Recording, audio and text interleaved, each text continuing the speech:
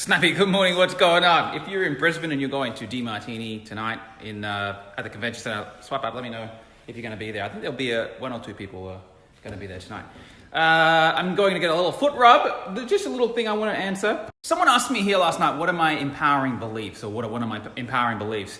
There's a lot of talk about limiting beliefs and limiting this and limiting that, but what is one of my most empowering beliefs? One of them that I'll share real quick, I want to do a video on this, is this.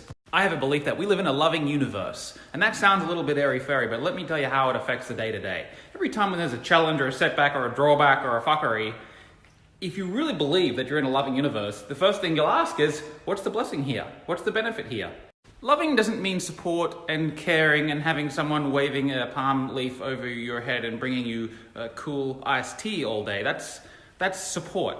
That's not loving. Loving is the full picture. Support and challenge, benefit and drawback. Because being supported is an act of love. But being challenged is equally an act of love. When you get your ass kicked, or when you get into a fight, or you do this, or you do that, and there's a turmoil and a challenge and a hurdle, and you rise above it, and you overcome it, and you put in new procedures, and you become bigger, better, faster, stronger for the challenge, and your awareness becomes expanded, and you have a different view on life, and you're playing in bigger concentric spheres of awareness and influence. Is that not an act of love to have the challenge brought to you?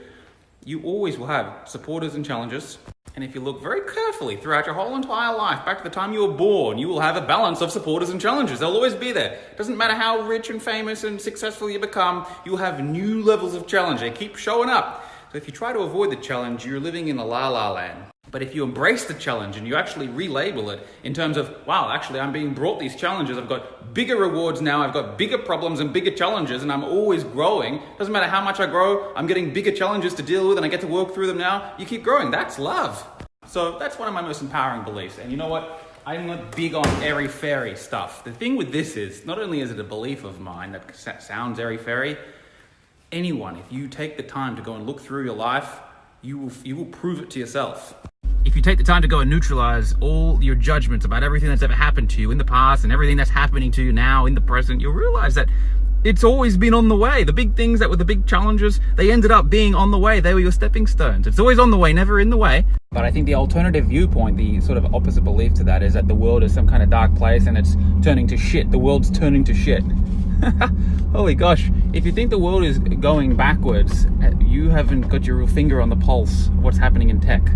We are evolving. Objectively, we are evolving as a species. This is the best time ever to be alive. Holy gosh, that's something to be very grateful for, the time that we're living in. Anyway, I just thought now I'm going off on a rant. Holy gosh. If you're going to DiMartini tonight, I'll see you there. P.S. If you're one of the people who think that the world is going backwards, we're going backwards as a civilization, are you sure that your individual life isn't going backwards and you're not projecting it onto the world and thinking that everything's going to shit because you're going to shit and you have a fantasy for a one-sided world?